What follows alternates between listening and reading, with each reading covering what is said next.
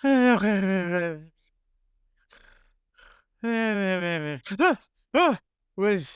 where am I? Where is this? Let's go. Who are you? What's happening right now? Welcome, Mike, to Wait, Are These Guys Friends? Ah, hola todas de nuevo, bienvenidos nuevamente. Wait, are these guys friends? Wait, I'm sorry, I just woke up. Where am I? What is this? Are you doing Don Francisco? What is this? Like, I don't know. I'm sorry. It's been like 5 weeks since we recorded one and a month since we put an episode out. I think I'm getting back into this. I am Mike. You are Randy. And this is Very Wait, true. Are these guys friends? I remember now. Read the screen there, Mike. You got it. Wait, oh my God. Did I make that? It's amazing.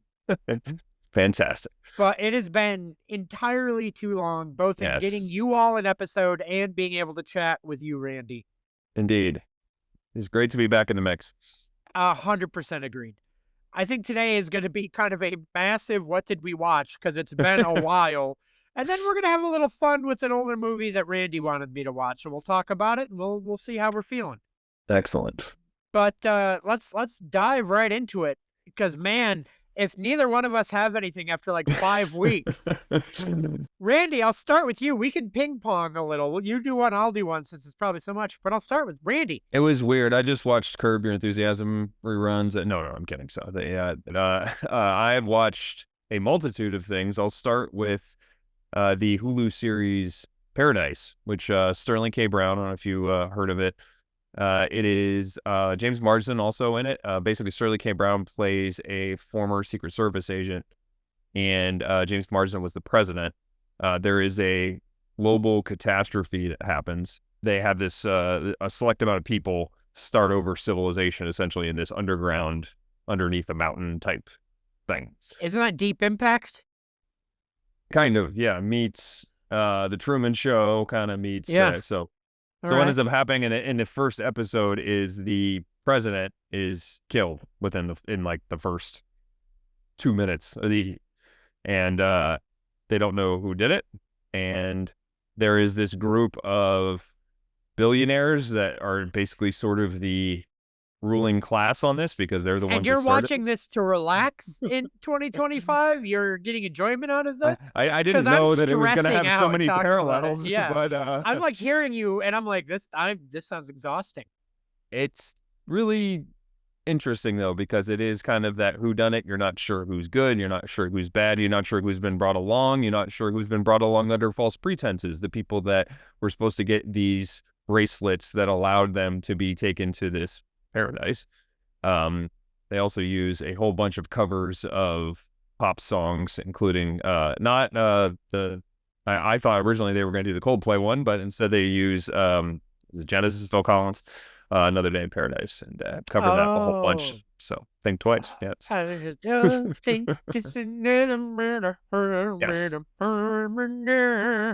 Nailed it. So yes, interesting. Setting it up to not be a one-off. It is multiple seasons. Another season had already been ordered, so they're going to continue with things. But Sterling K. Brown kind of leading the let's unveil the conspiracy, or let's unveil this. It has a similar Lost feel, right? Like where these certain folks are trying to uncover what seems to be unjust, or what seems to be shielding everybody else from what's actually happening. So, and not exactly, it's not a plane crash. It's not talking about purgatory. Oh God, spoiler alert. But for Lost season 6, that's good. But it has that sort of similar kind of narrative structure to it. So it was good. I very much enjoyed it. And entertainment-wise, right now, it is akin to a Lost season 1, not like a Lost season 2, early 3, before they figured their shit out. Yes, it still seems. I will say they left a lot on the table. I think that was purposefully, but okay. I think they're trying to get people invested and just see what happens in the second season. And it's piqued my curiosity. I'm curious to see what happened. I wish there had been more, but that's kind of the idea, right? Like they want you to keep watching. And so I see why they did that with the narrative structure. They also wanted to see if it had any sort of following, and I think it was pretty well reviewed. Sterling K. Brown is obviously excellent in most things. It's very, very, very good in this. That's one. I've got a couple more. We can bounce back and forth if you want. Maybe that's an easier way to do it. Yeah, sounds good. I mean, I know there's at least one that we both watched that we could maybe save for the end, since we'll both get there. But I'll start with one I'm not sure you dove into, but Daredevil Born Again. I am Have caught not up. yet. It's on the list. Yeah. I assume you watched the Netflix Daredevil, like the original. Like, not that it's obviously in the same continuity and all that, et cetera, et cetera. Which, to be fair, is part of something I want to talk about with the show. One, I'm loving it. The tone is great. They brought back, Foggy and Karen and the Punisher and Matt, and it's all the same people from the Netflix show, as it should be. Although it's funny hearing about, I don't know if you heard about the reshoots and the rewrites and all the drama leading up to the show. I did not. So apparently they had filmed 5 episodes before Feige stepped in and was like, this sucks. And apparently they were 5 episodes in before Daredevil showed up as Daredevil. And it was all like very precise legal drama. And they're like, listen, we're going to have that, but people are going to be pissed. And also, they didn't have Foggy, they didn't have Karen, and they had recast Vanessa Fisk because the actress wasn't available. Oh. So it was like they weren't in it flat. And all the reaction, and even Charlie Cox has said in interviews, he was like, it was scary because I was like, this isn't going to be, like, he was like, this isn't going to be received. He was like, he's like, I want to be here, but this is off. And they recognized it, thank God, probably because now they're paying more attention to their output again, to realize they can't just fart out a Daredevil show. And I will say that 3 episodes in, maybe 4, I'm trying to remember now, loving it. Great tone, great show. Cool. It's really entertaining. I will say, without spoiling too much, it is not Daredevil centric, it is Matt Murdock centric, but they did dial back from not seeing Daredevil for 5 episodes. You've had your hints, you've had your moments, but it is still very much the Matt Murdock show. But I don't mind it. That's cool. Great. Charlie Cox is good enough that's fine. It's a good build. So I will say it cracks me up that I'll get into it and I'll get into the narrative structure and I love the whole thing. And then it'll happen once every 2.5 episodes, and I'm gonna be like, "That's Fulton Reed per Foggy." I do it every time, and he's really good in it. But it's so funny, bro. I'm like, "Oh my god, this is Fulton Reed." I'm gonna tell you right now, I will absolutely promise you, he is so good in the season. By episode 3, you will not be saying Fulton. And it's not even like a conscious thing where I just go, "Oh," like I am reminded for some reason, like which is a credit to him because he's pulling it out of the character, and then I'm just briefly reminded. You're not seeing Deborah Ann Wool from True Blood and Karen, the monster, or Charlie Cox crumpled up in a box in Boardwalk Empire. No, I actually haven't watched Boardwalk Empire, so spoiler alert. No, it's okay. I don't mind. I've heard good things, but I don't plan on getting into it anytime soon. He only has about a 6-episode arc in Boardwalk Empire. Was this before or after Daredevil? Before. Okay, so. I want to hit 1 or 2 points that are going to be spoiler light, but without hitting direct moments, just for yourself and other people. I'm fascinated by Vincent D'Onofrio's portrayal of Kingpin here because he's so good, and it's just like the Netflix show, but they have to work in the fact that he showed up in Echo and had like a daughter that he had been estranged from. And like, I think you can tell that the original plan when he was in Echo was they weren't going to continue Daredevil because this came later. And so now they're having to like shoehorn in lines and asides to explain his frankly off characterization, his off wardrobe choice, his off life choice for everything he did in Echo has had to kind of be like explained away a little bit.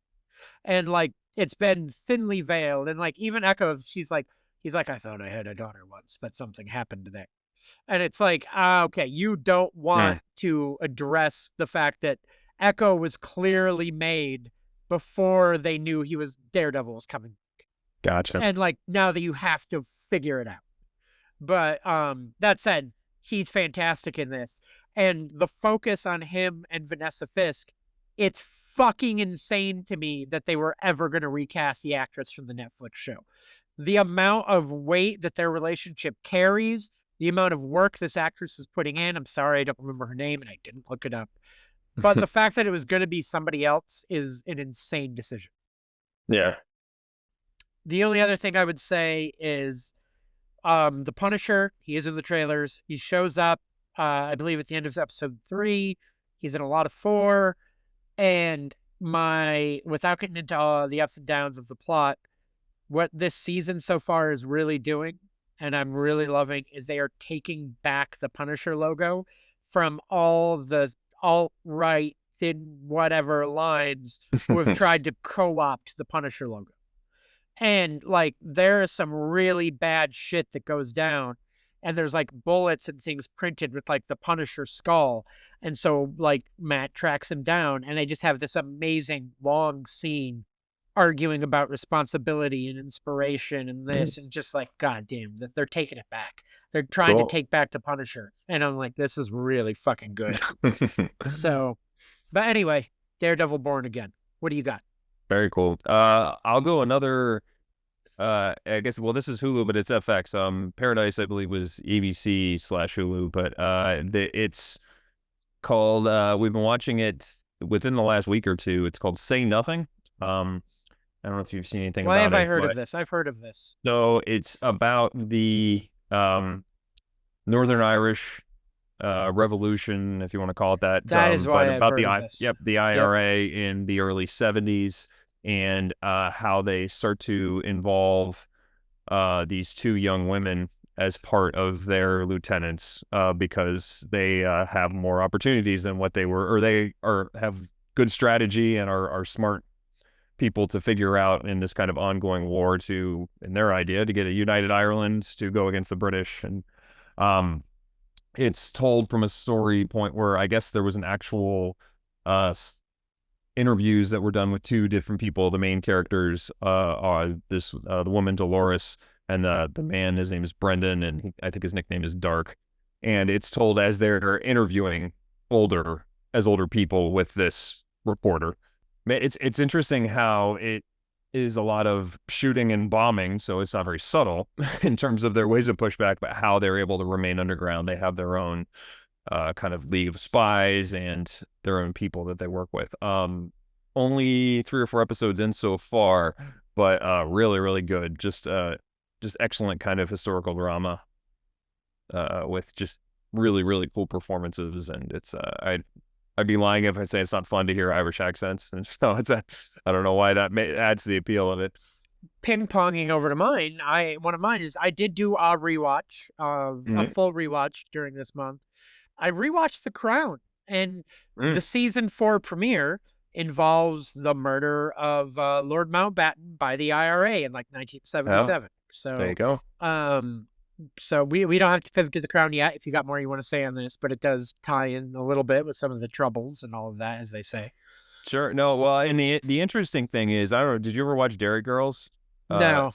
Which it's fascinating because that takes place in the mid to late 90s, but is really kind of essentially a teen comedy, about just like teenagers growing up and going through the trials and tribulations of going to high school amidst the troubles in Northern Ireland, and so it's just against this backdrop. So there's every once in a while these serious situations surrounding them pop up, but the most of it is just this incredibly silly, ridiculous Irish comedy, and it's really, really funny and really honest and just kind of almost not want to say uncomfortable, but there's a very specific kind of humor that Irish like comedy is, and it follows it. So it's interesting that there's still parts of that you see, you parts of what these people are going through and what they're trying to fight for. And even though something may not seem predominantly morally right, it's based on what they know and what they want. They're willing to fight, they're willing to die, they're willing to commit these acts in the name of what they think is the right thing to do. And as a well after the fact American, I'm not going to comment on yay or nay on any part of any kind of Ireland peace process. Sure, no, no, Other no, than and other I don't. than oh, I was I'm gonna not say. saying what I believe is right or wrong one way or Oh the no, other. no, But I just meant that they're doing a. I have no additional comment because I have nothing I else I think can say it to add does in. a great job of portraying that. Like their Oh, convictions I wasn't are very well questioning you in acted. any Yeah, way, sir. I just meant I have nothing I can add because I don't feel educated that's enough to add anything on. I'm married to a second generation or third generation Irish Oh. American, so I will. Um, but no, but anyway, The Crown's great too. Yeah, Season 3 is definitely my favorite. yeah. The lady that plays who the hell is the Crown? Who's Queen Elizabeth in season 3 and 4? I forget her name, but she's great. We're gonna look her up Uh, right now. since I Did you didn't watch watch The it, I don't Crown? know. I Oh, didn't okay. know. Stand by. I'm gonna start that over. For I some was reason, gonna I thought guess you Helen watched it. Mirren, but obviously that's not right. So Actually, Helen Mirren did play the Queen Elizabeth in The Queen, written and produced by the same guy who made this show. He close enough. actually originally, so The Queen, the entire duration of The Queen is like most of what the final season is. And he Okay. originally said he wasn't going to bother making that season because he's like, I already did that.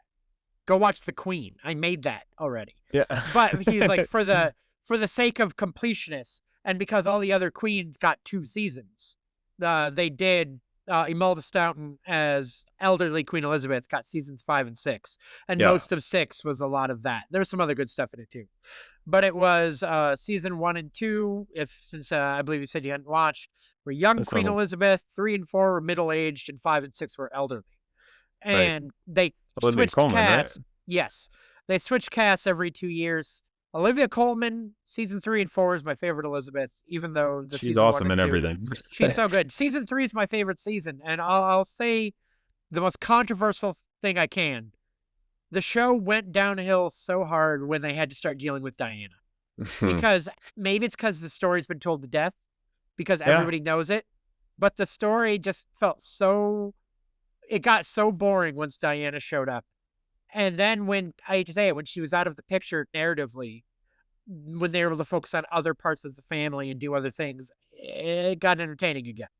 And I don't say that as a thing, as a real life person or wishing anyone ill, as a narrative structure, as part of a show, the show was better without it. So I don't know how else to say that. There's no other way for me to say it, that I enjoyed the parts without Diana a lot. And rewatching that, I actually distinctly remember season 3 has always been my favorite. And then 4, the ending of 4, every other season of every other generation, 1, 2, 3, 5, 6, end with like a family photo showing who's been added, how they've aged. And every photo ends with the queen, because it kind of parallels to the transition to the next queen, not next queen, but actress. Yeah. Season 4 ends on a tight close-up of Diana. And I'm just like, I know this is where the narrative goes, but you got away from the part I'm watching the show for. I'm watching the show for the queen, not this story that I've heard. Anyway, that's, I'm sure I probably made an ending somewhere with everything I just said. So. I was between our last two. I'm sure we're not doing great. We are not being well loved in the UK right now, or the Republic of Ireland, because it's not all the same. Yeah. So, yeah. I got another one. If you, it's no, please. It'll kind of guide into, unless you got a few more, but so I found the next one on HBO Max, but I guess technically it's Adult Swim, so they're all under one umbrella now, which I did not realize. So, so Cartoon Network, I think, is owned by the same component as Max, so you can see Cartoon Network stuff on Max. Yeah. What do you got? The show is called Common Side Effects, and it's a adult animation, and usually that is not my realm at all. Like Adult Swim, unless it was Aqua Teen Hunger Force, I was usually not into most of the stuff that was on there. Venture Brothers, motherfucker. Venture Brothers all day long.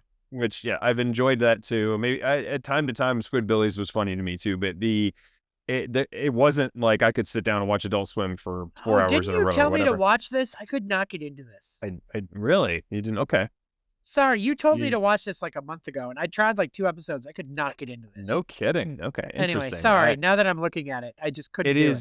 And I'm fascinated that that's your take, because my take is normally to take one look at this and see the 5-second preview or whatever they would do for it and go, yeah, all right, I'll never hear about this again. This will be just another name of a show that I've heard that went through Adult Swim, but it's fascinating because it is a scientist who specializes in fungi, mushrooms mostly. But he discovers in Peru these mushrooms that essentially will cure anything.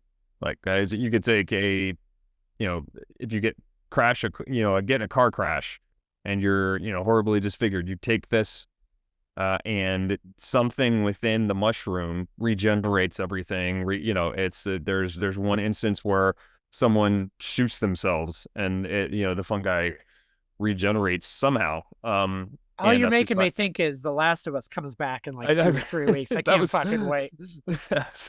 And I had thoughts about that, but really it's a different kind of idea. It's not necessarily the mutation that takes over as a host, but the one component of it, the one thing that you have to concern yourself with is if you are completely healed by this, you get this vision of these, little beings that are there bringing you back, and so from time to time, hence the side effects. That's the name of the show. I've really enjoyed it so far. I'm surprised it hasn't caught on with you because it's pretty quick, but I guess if it doesn't grab you, it doesn't grab you. But I've really enjoyed it so far. Is gonna sound, I'm willing to maybe give it another crack, but it's the animation style. I have trouble looking at it. Okay. I can't focus And that on doesn't the bother show. me, so It's not for me. I don't find it visually appealing. I don't like looking at it. that's a good I reason. realize it sounds silly, but just before Gemstones. We've had that conversation about Invincible too. Like, have I you know watched I it or you love can't watch it? I can't get back into it. The animation's so fucking Yeah. cheap. Yeah. I know I will love it because I love the comics and I love the voice acting and I liked the first season. But I just haven't been able to get back to it because it looks so fucking cheap. And I'm just like, I don't. It's very Johnny Quest. You're not right. Yeah. And I'm just like, I can't do this. And that's a perfectly fair criticism of it. It's just you and I have different viewing styles when it comes to those things. For as good as a lot of the cast appeals to me. Yeah. For as good as a lot of the cast is, I'm like, maybe if you saved money and got just voice actors instead of celebrities, you could afford better animation. Let's even that budget out a little bit. What do you say? You love this point. Am I wrong? This is at least the second time I've heard you make this. At least. In my life, double digits. Because voice actors, celebrities have their place in voice acting. But voice acting as a craft will die out if you just stop. Where's Maurice LaMarche going to be? Or where are we going to be when Maurice LaMarche is dead and we haven't raised up a new crop of voice actors? What are you going to do? You're not wrong. Billy West is getting old too. Anyway, you've heard it all before. Before we hit Gemstones, I would like to talk about one other thing I've been watching regularly because it is WrestleMania season. And while we were gone, John Cena turned heel. And we need to address this because holy shit, has it been entertaining. The way that they're doing it. Have you watched any of the clips? Have you watched anything online at all? The only thing I watched was the actual turn. The initial turn. Okay. Yeah. So the stuff with The Rock is fascinating because just like last year, there's a lot of rumors and scuttlebutt that they had other plans and The Rock just showed up and he was like, actually, I feel like doing this. And they're like, but Rock, and he was already in the ring doing it. And it's like, oh, fuck. All right, here we go. And it feels even more so because that initial turn was shocking. Like, I am a jaded old school wrestling fan, and you just did not expect John Cena to ever become a bad guy again, especially in this almost 20 years in the making, right? Like, I mean, never thought it would happen. And it's his retirement year, like he's retiring at the end of the year. You never thought it, and to the point that all the people that used to hate him, all the people that booed him genuinely, like myself, we've softened and we've gotten older. He's the elder statesman. We're happy to see him, right? And then they just kicked Cody Rhodes in the balls and took him down. And I'm like, oh my God, they're fucking doing it. Yep. And it's just staggering. And then they made a bold choice where they didn't have Cena or Rock on Raw for 2 weeks after the turn. Oh. And I'm like, I know their schedules and I know their stuff, but that's a bold fucking choice. But it It's built old school hype. though, slow burn. Yeah. And then the last 2 weeks, they're on a European tour, and those European crowds are rabid with things. And like the best part about them being on Netflix now is even Netflix started censoring a little bit of it, is the hard Fs in the crowd. Hard fuck you, Cenas. Hard go fuck yourselves. And I can't figure out, there's been real debate if there was this kid on Raw last week. Is this kid a plant? Because if that kid's not a plant, Cena eviscerated this fucking kid. Oh no. For wearing a John Cena t-shirt in the crowd still. And he Jeez. was like, I didn't know. He's like, you're not, and this is like a young kid. It was great. But man, it has just been 2 years in a row now. They have like turned into the curve at WrestleMania, where it seemed like it could have been fallen off, and we're still in a fucking golden era.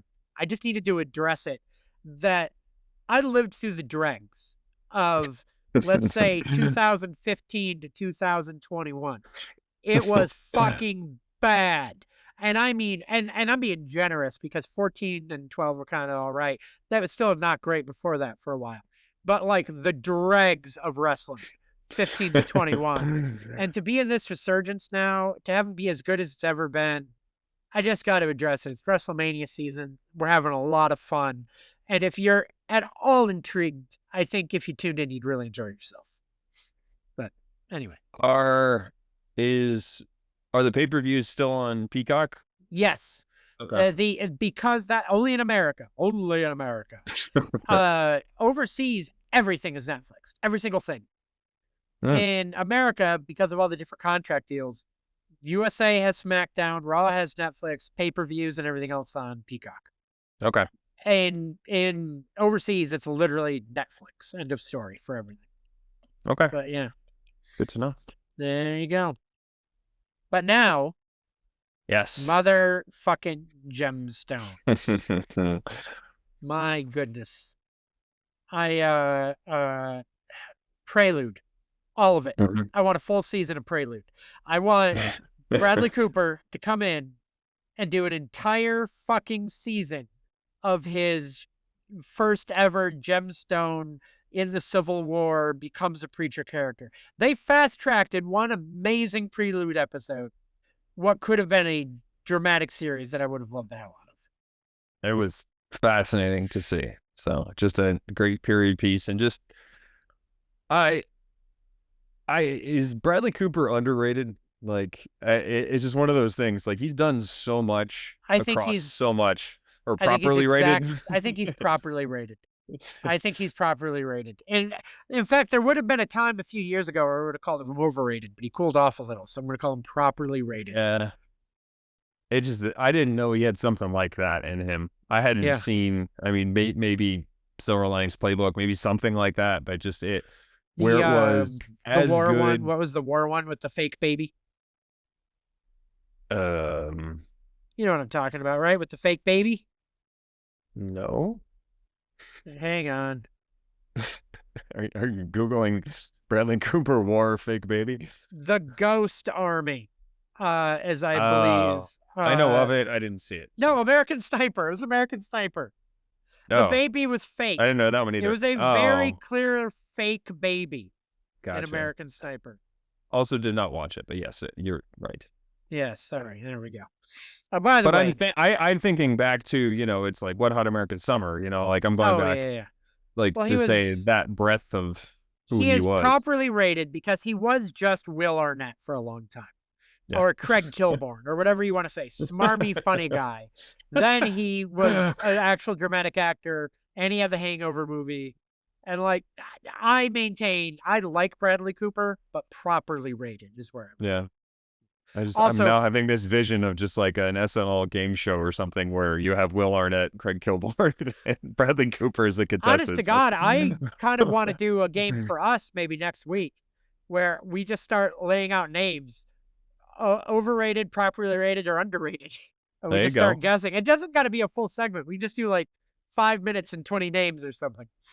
Also, quick pause. For anyone watching the video version, I know my camera's taking a lot of hits. I don't know what the fuck's going on. I'm living with it. You can all live with it too. Have a lovely day. if you have to come to the full shot of my cat with Yes. I'll try to cover it up the best I can, or, audio only is always there for you. Yes, indeed. So anyway, back to the fucking Gemstones. Mm-hmm. Did you watch the newest one? We're 4 episodes in. Yes, I'm all the way caught up. Me too. I actually watched it today specifically because I figured we would talk about it. I wanted to make sure I was good to go. So you and I are gonna talk a lot about it. So this is, I would imagine, a full, proper spoiler warning for people who want to protect themselves on Righteous Gemstones 4 episodes in. There will be time codes in the episode description. You will know when you can skip to the next topic or the next whatever we reach to. So look at the time codes and you'll be able to go. Mm-hmm. However, holy shit, when she put the glasses on at the end of the last episode and started to look like Amy Lee, when Megan Mullally, who is playing Amy Lee's best friend, who we haven't seen in forever and never actually seen in the show, but like they haven't seen forever, she's single white femaling a dead woman to take her place and to live her life. And like, is it too obvious that there's going to have to be a swerve, or is that just what they're going to do? I don't know, because she's definitely got Eli already. Like that's already started, and he's way down the path of that.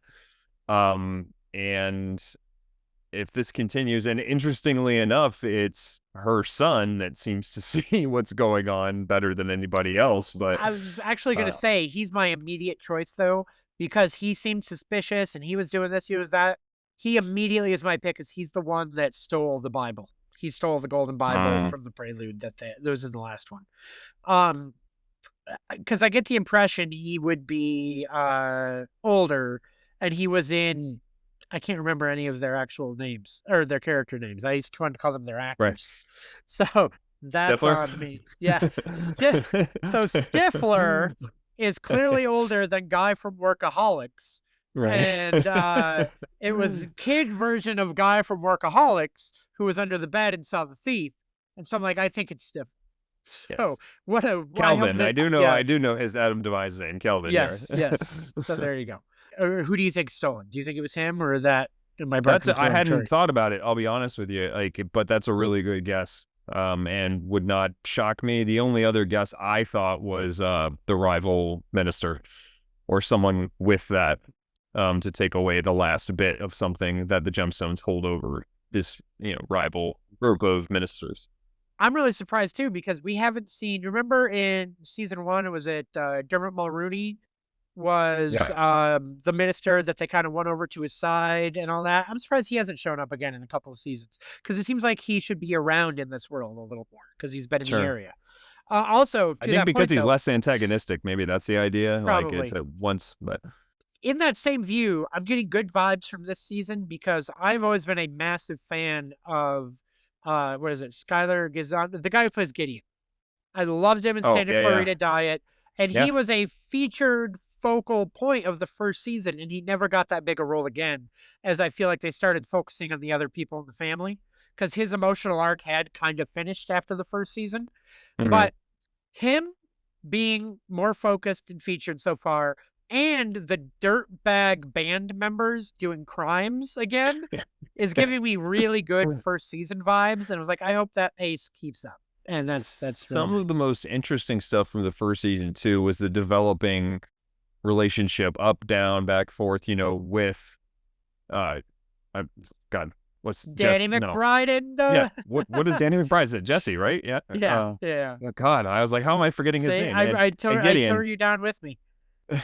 And I think it was Danny McBride was just on Conan O'Brien's podcast, and I listened to that, and they talked about every character he's ever been, and so I think that's going to cloud in my mind where I'm like, oh, that's fair. The foot fist way guy. No, but but that was a really interesting component of the first season, and you can see a little bit of that here again, because obviously Jesse's a little bit jealous of the fact that Eli has something a little bit different with him. So I'll be curious too. It's a nice kind of side thing. I think the beauty of all this is that there's so many different components that all kind of weave together. I mean, what's gonna happen with BJ now? Like that. Yep. How does that Judy's already a mess. How is she going to be even more a mess when she has mostly an invalid boyfriend? Now, I don't know if he's, or they're married, right? Husband. Yeah. So is he, do we think he's like I paraplegic never once okay. thought He's I just just thought recovering, right? he Yeah. was Okay. recovering, but they're gonna act like he's paraplegic because that's what they do. Okay. At least I could be wrong, but I do For not half think a that second, I they. was like, Yeah, they're just overreacting, right? But yeah, I'm like, wait a positive. minute. Positive. Episode 2 after Prelude, you get some great baby Billy right out of the gate, and I really And then wanted to. and not so great south of the border. I saw baby Billy's dick, and what weirded me out is when I reacted to you, you were like, "Not the first time," and I was like, "What?" And like you had a very clear recollection. It was like, "Yes, we've seen it before." There was a like, reason right. for that. It was because Walton Goggins addressed it in also Conan's podcast. Sure. Anyway, whatever floats your boat, baby. But we had talked about something that I wanted to address about the term Flanderization. For anyone that may not know it, it's think about Dwight on The Office, Flanders on The Simpsons, where the term comes from. They start as a character that has quirks, but as a show continues, they lose the character and only become the quirks. right. Flanders wasn't the super ultra religious nut job he was in the first 3 to 4 seasons. He was just a religious neighbor, but that's what got honed in on. Dwight wasn't fucking insane. He was just annoying, but he became fucking insane as everything got ramped up. My thought is, when I did a little bit of a rewatch of Righteous Gemstones coming up to this season, and I just thought, wow, baby Billy is a lot more normal in season 1. Like a lot more normal in season 1. Not say he's not, he's got the accent, the quirks, some of the performance, but it's not just his performance, it's his dress, what he wears, how he moves, how he acts. And my question was, can we write this away? And this isn't a gag. I'm genuinely asking this. If they would have thought this in your mind or something else, the lightning strike at the end of season 1, he gets fried with the lightning bolt. Is that a justification, or am I overthinking it to his difference in performance and his exuberance and the way he acts after? Or did just something change narratively that I'm not seeing? It could be. I kind of took it as he always saw himself as the additive, right? When Eli and Amy Lee were running the show. Like he, being Amy Lee's brother, he could come in, he could do things there. And they could kind of showcase and make their money that way. And he saw as Eli was starting to give way to his children, this is how I viewed it. He saw his opportunity to say, I'm just as big as they are.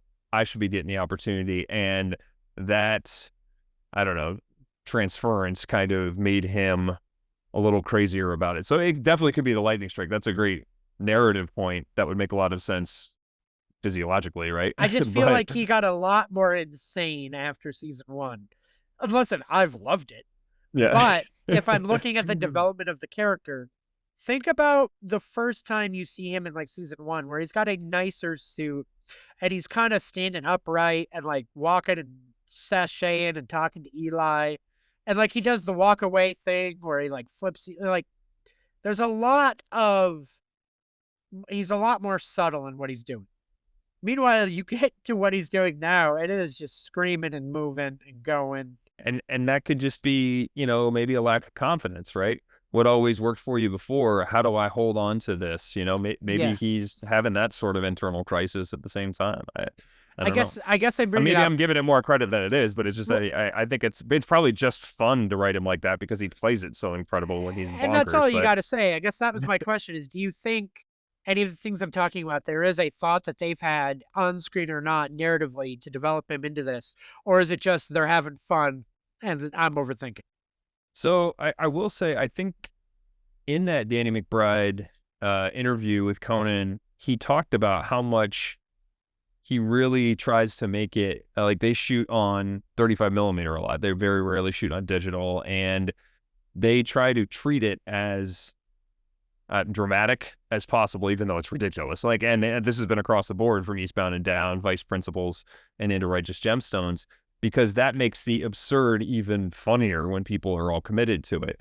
And so it's very possible that they are adding that right in, or they want to make the development of Baby Billy's character just completely go over the edge, because they're trying to say that, yes, we need to have him start from somewhere to get to this point, because if we just introduce him as out of left field, maybe it doesn't work as well. And No, who I like knows that. if that's what they I thought like about, that. but like just hearing Dan McBride mention that makes me think that there's got to be something to it, that between him and I'm blanking on it. David Green, is that the David Gordon Green? Oh yeah. Sorry, I thought you were. Jody, I know who you're talking about. I lost. his other partners, the director Yes, and the yes. producer that he's worked with all for a long time. Yep. Yeah. No argument. That's a good shot, sir. I appreciate that. I just wanted to mention Fun. that. Interesting to talk through for sure, because I hadn't considered it until you brought it up. But the more I kind of piece some of that together, I think it's, let's say they know what they're doing. Well done, gents. But with that, unless you have anything else, we can move on to the other part of our day. Nice little divide in how we're handling this. Yeah. So Randy and I were talking about just like what could we talk about that just we could maybe do some kind of deep dive into, or expose one of the other two other than Baby Billy's dick. That what could we really show off? And Randy was like, what do you think of the movie Hot Rod? And I was like, I'll be honest, I've never seen it. And he was like, oh, and he seemed quite surprised by this. And that's not how he sounds. That was a terrible impression of Randy. Do say. Apparently he became fake French. But Sacre bleu. Randy, Hot Rod. Before we get into this, did you rewatch this leading up to this, or do you just know it by heart? Twice. So I watched it twice as well to make sure I had all my thoughts down. I got a lot of notes. We're gonna talk through it. We're also gonna have awards. It's the Hot Rod Awards. Award show about the movie Hot Rod. Mike and Randy will give out awards all about this one movie from 2007. This is not a waste of time. This is very important stuff. Hot Rod. Now your hosts, Mike and Randy. Oh, look at us. Hello. Oh, we're looking good. Feeling good. How are you? Oh, I'm great, Mike. Oh, my goodness. Listen. This is a very prestigious event. You understand? Prestigious. And sometimes you just have to get dressed up. We're dressed to the nines. If you're in the audio version, you don't realize we're looking fucking good. We're looking real. Maybe the 9.5. So. Woo, maybe. And we're gonna work with you all and talk through this film and give out some awards all about Hot Rod. But I'd like to start with a little preamble, because all award shows have to go really long. And I just want to turn it to my co-host, Randy, and say, Randy, why this movie? Why was this the one? Of all the movies you could have suggested, what made you think of this? Why was this one? You're like, I really want to talk about this movie, and I want you to watch this movie. So something had struck a chord when we were talking about things to do, and I was trying to think of things that weren't that involved, so we didn't have to get too serious into a discussion about a movie, but a movie that hadn't been, I did like in the past when we've talked about movies that we thought we'd seen more than others, or we were really interested in and could speak to it, but then others were either not aware of it or were really aware of it. And I have a couple friends that I could talk to about this movie. We watched this a ton. I must have been just when I was a single guy or whatever, like in my mid to late 20s. Say 2007, so you tell me. Yeah, exactly. Well, no, I was originally going to say college, but I wasn't, I gotcha. That was before this, so it wasn't college. But this, I think, also had a pretty heavy rotation on cable. Like, I know they did a whole bunch of promos for it on Comedy Central. And then I think it was just, movie, what is it, movies with breaks and all the other stuff. I feel like Hot Rod was on a decent amount. And so that might have been a thing where I was just laying on the couch and flipping through, and it would start, and you can hang with this movie for a while just because it's kind of a sequence of a bunch of little things, and the narrative isn't that tricky. Like, and so you don't have to worry about the big time narrative plot. And there's a lot of little things where you just like, oh, this next part's coming up, and it's easy to come in and to come out. And so I was genuinely surprised when you hadn't seen it. I just felt like it was more kind of in your vein of something kind of stupid comedy that you would have had seen before. And so I'm glad I could introduce it. What did you know of it? I knew it was an Andy Samberg movie, Mhm. and I knew it was early Andy Samberg, which Yeah. actually does dial into my thoughts on it, which I won't get into quite yet. But there's different eras of Andy Samberg, and I feel very differently about the different eras of Andy Samberg. Okay. And you know, I can break down any point when you want to get into. I don't know how you want to handle pre-awards talking about the film, like if you want to go bit by bit or just do reactions. But like, what do you want me to more because you wanted me to watch this? Ask me questions. What do you want me to talk about? What are you curious about for me with this film? So, give me your initial reaction. I mean, should we do a brief synopsis of it? I mean, is that Probably, if we're saying the this movie's best way? obscure enough. And I can head, well, as someone who's only seen it twice, there's a man-child who wants to be a stuntman who has a bad relationship with his family. He has a weird group of friends. Something happens with his stepdad, and to raise money, he tries to do a big, giant stunt. Shenanigans and comedy ensues. It's So, great. I mean, that's honestly the most it is, right? That is exactly what it is. Yeah, with the reason and the motivation behind this person wanting to be a stuntman is he was always told that his, late father was a stuntman as well, and so. But I did just hit the basic plot. You are correct. I did not get into his motivations. No, and I think I had it like way drawn out, but we certainly don't need to go scene by scene or anything like that, and we'll get into that with the awards. But so.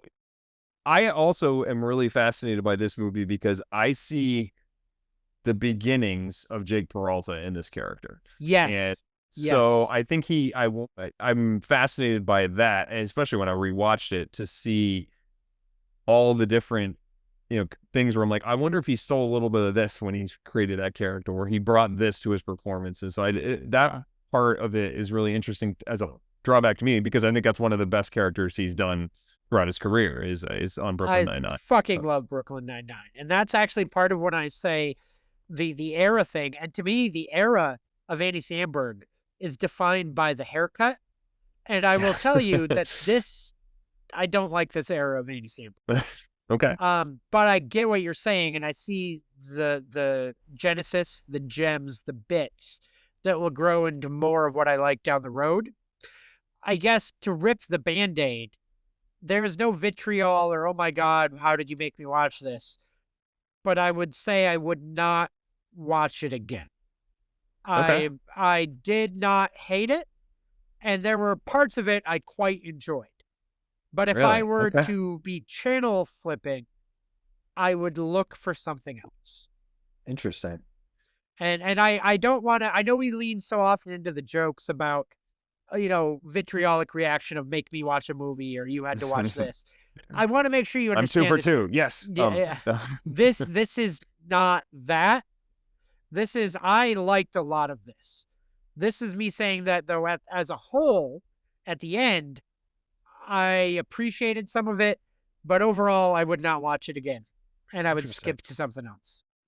I'm surprised, not necessarily because of Andy Samberg, but because of the surrounding people within it. I think that's what brings me back every time. There's a lot of good surrounding people doing things I don't like them doing.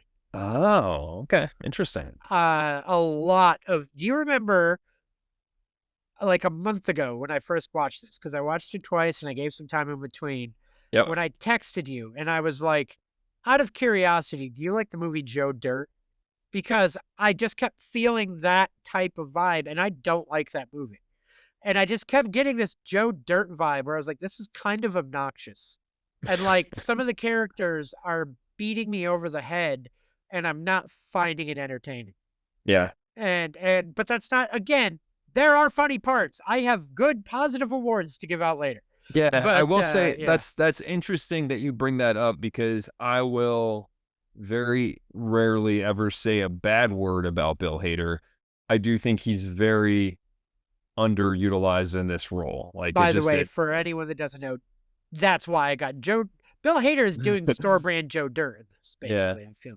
And it's there's probably funnier stuff from the fact that that's his real hair growing out with extensions. Like, that part is funnier than maybe some of the stuff that he does. Like, I would agree. We've seen what Bill Hader can do, and now granted, this was '07, so like that's very, very early in his time, but to know what he can be mined for, and that's what he was used as, how he was used, is a little disappointing. I will agree with you there.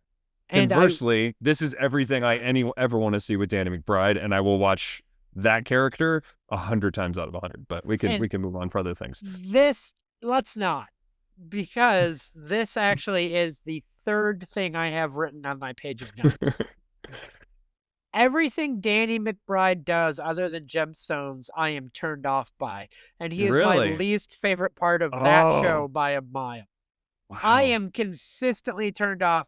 And I say that from him as an on-screen performer. I think he is a fantastic writer. I think he is a creative mind. I love so much of a world that he produces. But as an on-screen actor and character, it's the same fucking thing every time, and I just don't deal with it. We could not be more opposite in this regard, but I love it and could watch it again. This is the old guilty pleasure song comes on the air or over and over, and you're like, you just heard this 6 different times on 6 different radio stations. I'm like, turn it up. Let's sing the chorus. Do I have the line written here?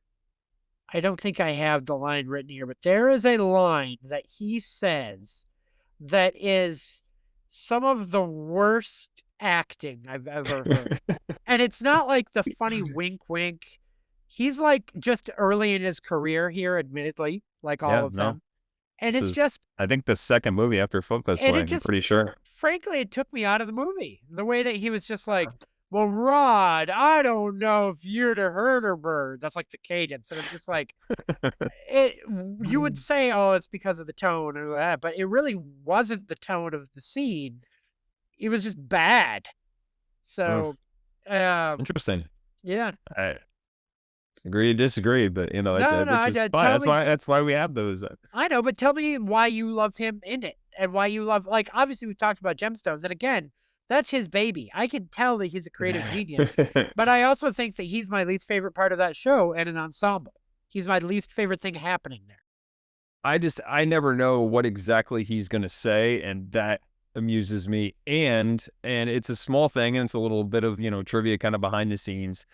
There's one scene where he's telling Bill Hader's character about a dream that he had, and it's just this weird dream. And you can tell that during the takes, like during this one, the one that they used in the movie, Bill Hader is trying so hard not to crack up that he's like laughing behind his beard. Like, and if you make people that I think are funny laugh, I don't know, it's another indication. And if I think it's funny too, maybe it's more just justification. So, man, I'm just a follower, but but no, it's okay. It works for me.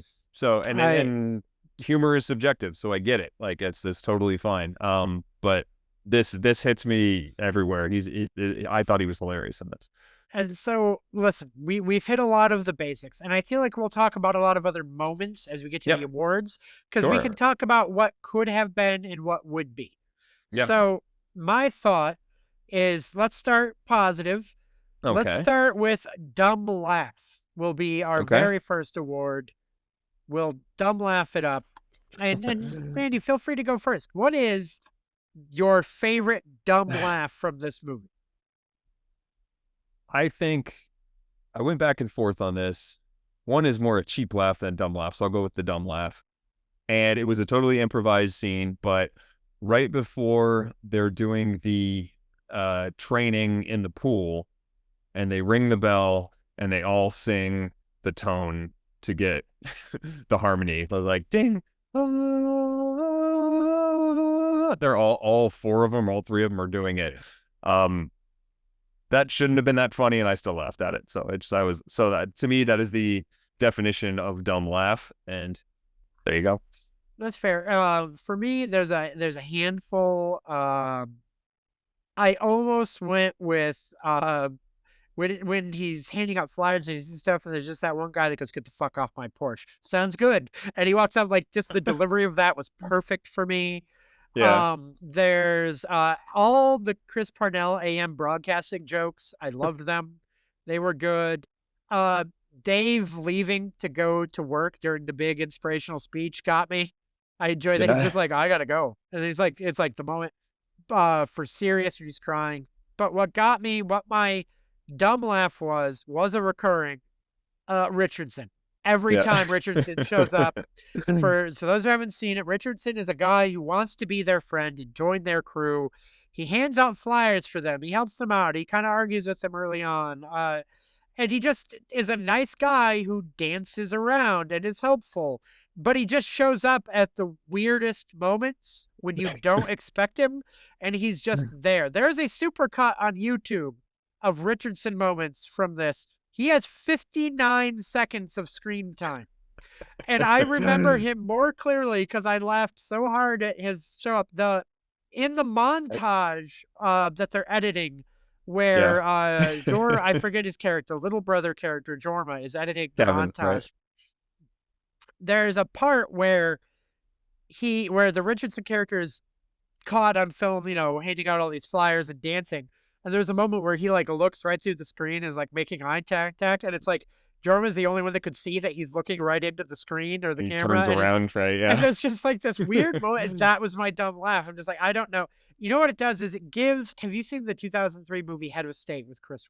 Yeah. Mm-hmm. I love that movie. I love that movie. It's Security vibes. It's Security vibes for me, where it's just this weird runner that pops up throughout the fucking movie for no reason, out of nowhere, has a minute of screen time, and I remember it so clear.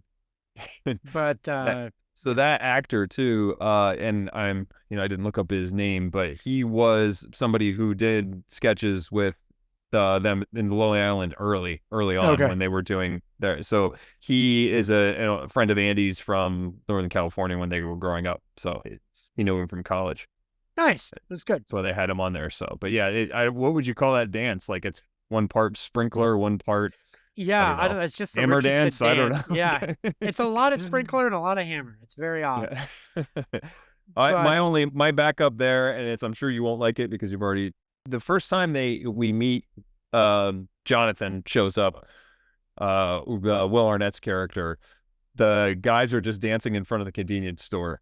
And multiple times Rico shoves Kevin into the van. I'm like, it's dumb. That's when they're dancing. Stupid physical comedy. That's when they're dancing to Two of Hearts, right? Yeah, exactly. Yeah, it's good.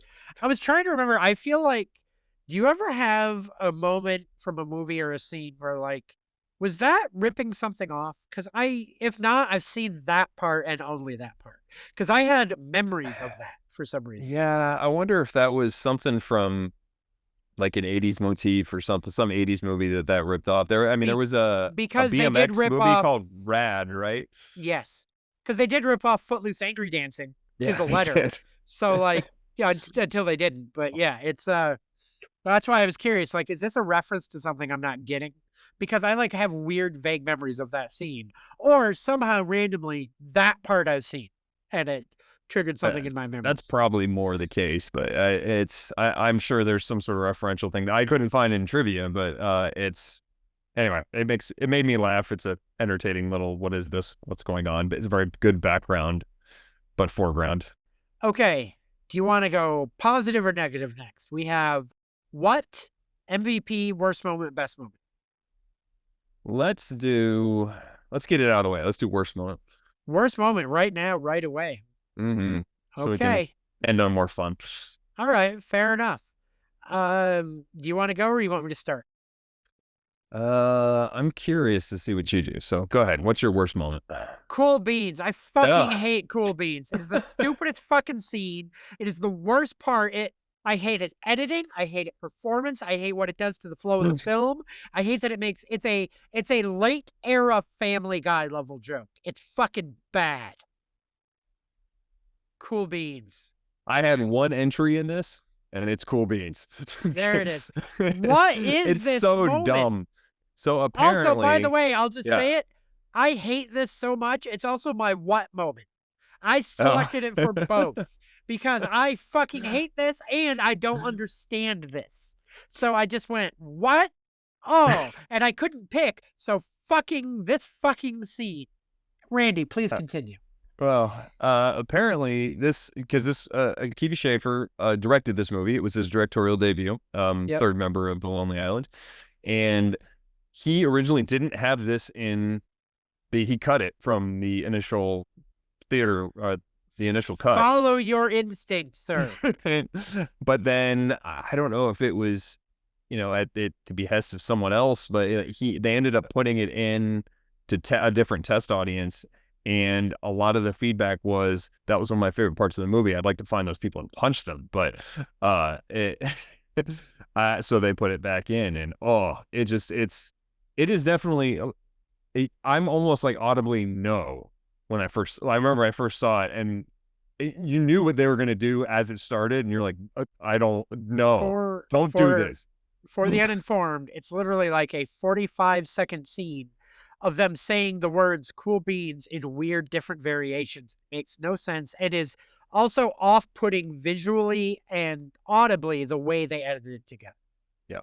It's not just that they're doing it, it's the they way put like they a drum assembled machine it. or something stupid with it so too. Like weird. It feels like it, but yeah. Yeah. It is unpleasant, like deeply unpleasant. Which is why it's also my what moment, because I couldn't get past it. Yeah. I literally wrote, so in my notes, I have my favorite moment, then I listed worst moment, cool beans, I hate this. Then I wrote next line, what? Cool beans, I fucking hate this. So, anyway. We're unified there. Definitely the worst moment of the movie. I'm glad we found this time together, you and I. Yeah. I've already revealed my what moment, so what's your what moment? And obviously, I'm going to guess you probably go a different direction than me. I could not escape cool beans. Yeah, that's fair.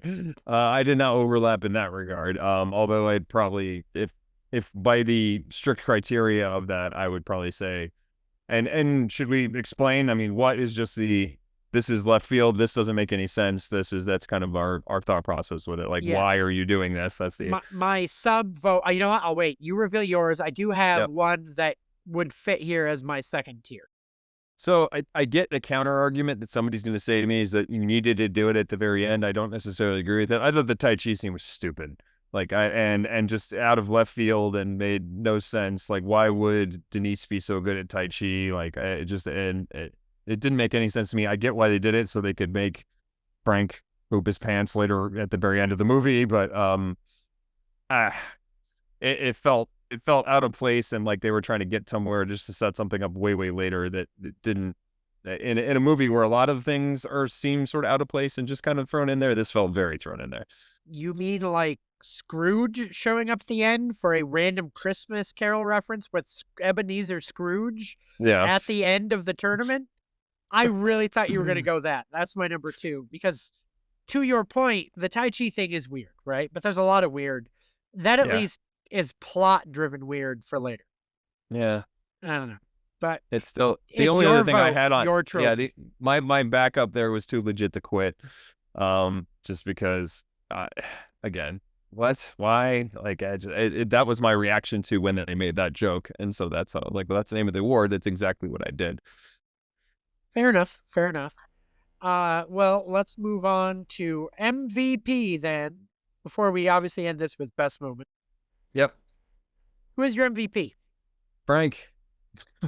Yeah. Love Frank. I think by the letter of the law, I mean, Andy Samberg is the most, he's the biggest part of the movie, but everything Frank's in is great. Also knowing that it's Ian McShane, just knowing what else he's done, that he's willing to, lend himself to this silly and this stupid of a movie. He's my favorite. Every time he's in a scene, he's a perfect foil and antagonist to Rod, but in a good way. But you can tell he cares about his family. He sets up the whole thing. The plot is essentially about him as much as it is about Rod. Give me Frank. Okay. I was tempted to go Bill Hader simply because it's easy and I love Bill Hader. Interesting. But I said tempted, because he actually does circle around a lot of my favorite jokes. My runner-up to best moment, it was so close, is I laughed so hard. If we were to do favorite line instead of like a favorite moment, my favorite line was, at the end, after they've succeeded and every big happy ending, and Andy Samberg kisses Isla Fisher's Denise, Bill Hader just reacts because he thought they were brother and sister, and it just like shatters his whole worldview. He's like, "What are you doing? Why are you kissing?" It's like, "What? It's not my sister." And just the way he handled it, and the way it was delivered, killed me. I thought that was hilarious, and I was so tempted for that. The montage sequence where he's at the bowling alley working, but they're having to, or the ice rink working, and they're having to do other things. There was enough to me want to give it to him, but I do give it to Andy Samberg. Yeah. Because while I may not love this era of him, this movie is so scattershot with everything I've said and everything I've complained about. The only reason any of it works and any of it holds together is because of Andy Samberg in the middle. He has to get an MVP to just keep what is there of a movie moving forward. and he does, for whatever else I could say, he does a very good job. Fair. And now, here we are. Best moment of the film. Randy, what was the best moment in Hot Rod from 2007? The parameters for me, the one I got the most enjoyment out of, the one that most kind of fit the sentiment of the film, I think for me is the pool jump. Yeah. It is such a, we get the initial crash that he has, it looks bad, and actually the stuntman actually broke his leg, and I don't know if you saw it in the trivia. Yeah. So like they were saying, a lot of their reaction were almost like in real time, because they were just like, whoa, it's not supposed to do that. But it looked like, just a missed jump, right? Like it looked bad, but yeah. The pool jump is so pumped up to be something really cool. They get everybody out of the pool, everyone's watching, and it just is not close. Like he just falls off the ramp into the pool. And Andy Samberg actually did that stunt. Like that wasn't a stunt man for that specific one. And it sets the tone for the whole thing. It's my favorite part of the whole movie. There are other little instances that I think I got a big kick out of, but that's my best moment because it encapsulates everything about the movie for me in that little tiny bit scene. That makes sense. I dig it. That's a very sincere, genuine answer. Mine is a dumb joke. Mine is a very dumb joke. I will say to your point that I did enjoy this isn't my moment, but the very, very, very opening of the movie. The very first thing, I knew he was going to crash. I knew, because why else? What else would he do? Of course, yeah. But it was so visceral, and the fact that he threw up made me laugh. Like, it was like, okay, I didn't expect it, and that got me. And I have to tell you, the fall made me laugh so hard because I was kind of annoyed. The sequence is an overly long, footloose, angry dance sequence in the woods. He's had it out with his stepfather. He's upset. He's frustrated, and he's doing footloose, angry dancing. And he trips and he falls off a cliff. And it becomes Homer Simpson level where this fall just keeps going. And it was one of those ones where it had me, it lost me, it got me again. Yeah. It was so good with sound editing and timing and pacing where it was the perfect blend of I'm over this, but now I'm back. And it was just fun, and it just got me. And it was just, I kept laughing. And that's probably the hardest I laughed throughout the movie, was that they just kept falling off the fucking cliff.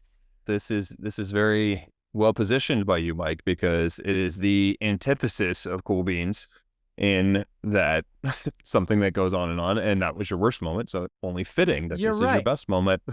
Maybe it's because of the presentation of it and the style of it. Cool Beans maybe would work for me if I didn't find it hard to look at and listen to, like off-putting to enjoy. Oh, I'm not giving any credence to it. I'm just saying that since that is your worst moment, and that done well is a good example of this, and hence the best moment. I think it all works. Did you have any other kind of runners up? I had a few, but I would say all of the montages were great in this movie. The editing over the exposition dump was obviously my number 2, almost a number 1. The money montage when he's doing all the stunts for money is fucking stellar. The acid sequence had no purpose but was fun. Right. Any weird editing montage they did really well with, and I enjoyed the hell out. I was a big fan of the the whole when they and I told you about this I think beforehand when Rod is introducing Denise to the saying she's going to be part of the crew, and they're all introducing each other, and it starts with "I'm Rod and I like to party," and then no one else can think of anything else to say except "I like to party," and then some of them even say "I'm Rod," you know, like Kevin's like "I've definitely partied before," like for some reason just really really funny, and like it just keeps kind of calling back. It's a similar idea where they keep doing the same thing over and over again, and it kept being funny to me. I was a big fan of that, and then you said that you didn't love Danny McBride's character in this. There is one scene early on where they're waiting for Rod to show up because he's going to tell him about his grand plan. And Rico is just high-fiving, like, furiously, both Bill Hader and Yorma's character, back and forth, back and forth, back and forth, back and forth, back and forth, and then sits down and goes, "That's how it's done." And then he looks at Rod, and I don't know. That again, Dan McBride is my comedy, and so I got a giant kick out of that. Best Fair moment, enough. I'm not sure, but that's why it probably was my runners up. But. Okay, fair. So listen, it can be charming, it can be nice. I was not super enamored, but I also was not angry that I watched it. But you had some more editing and things you want to talk about. The only other I wanted to, because it was one of the notes that I wrote down. You talked about all the different montages and the editing they used for the soundtrack or for those, the soundtrack to those montages, a bunch of different songs by Europe, who is most famous for The Final Countdown. Final Countdown. Yeah. They used 8 songs from the album The Final Countdown, but did not use The Final Countdown. Which is so weird. That's great. So bizarre. And then the one other sort of montage that's actually sort of live scored by the band Gown. I don't know if you looked this up or saw this or not. That's actually Queens of the Stone Age. That's no shit. Live. Yeah. That's great. So some fun, just little side things. I'm a big fan of this movie. It brought me back to when I had watched it a whole bunch, sitting on my couch, probably half falling asleep, but still enjoying it. And I'm glad you didn't hate it. But it's interesting. I think this is why this is a fun exercise to see movies. What did we get into? And I think the shoe's on the other foot. And now I have to kind of let you offer one up, which scares the shit out of me because it's going to be something Star Trek. But like, no. It wouldn't be, because I would want you to have more context than watching one random Star Trek movie cold. That would not be fair. All right. My question, play by the rules. Yeah, my question is, should I watch Popstar next? Because I haven't watched Popstar. I think you will get a bigger kick out of that just because they're clearly more developed, right? Like they've done so much more and are more familiar with filmmaking. This is, very much an extension of A Lonely Island skit, right? Like whereas this gets more into,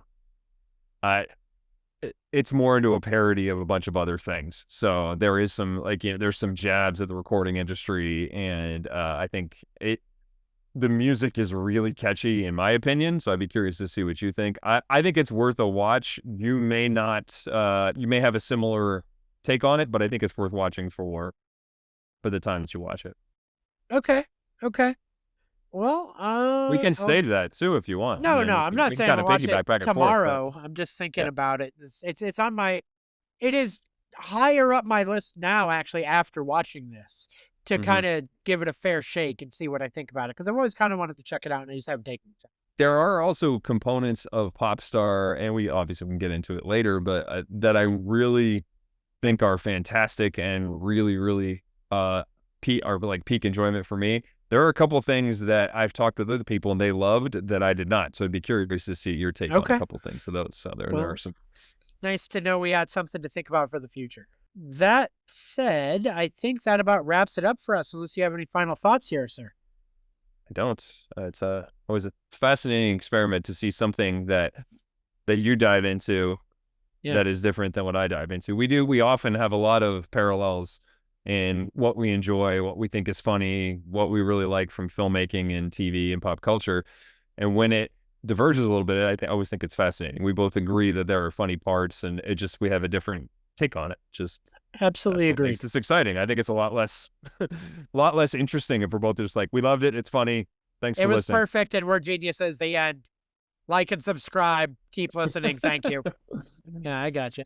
But with that, hey, if you haven't liked and subscribed, you should like and subscribe and leave 5 stars on your podcast provider of choice. It's been a Because hot we're minute. perfect, yes. Yes, because we're so amazing. Please look up Way to These Guys Friends on any social media platform.